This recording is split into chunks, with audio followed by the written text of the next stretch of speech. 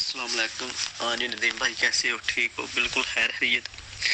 बाकी नदीम भाई, कसम खुदा की कोई दिन ऐसा नहीं गया भी जो ना बंदा रो रो के माफिया मांगदा होवे रब कोलों।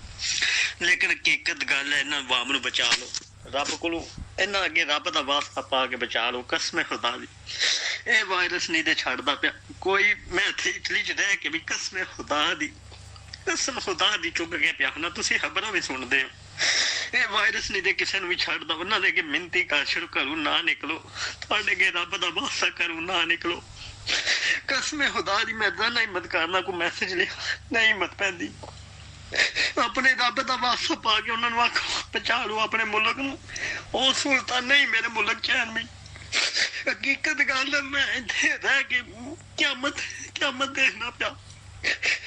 वायरस किसी नूं नहीं छड्डदा पिया, बिल्कुल ही नहीं तो छड्डदा पिया। उन्हां अगे मिन्नती कर छड़ो, घर ही पवो, अल्लाह दे बंदे हो, घर पवो।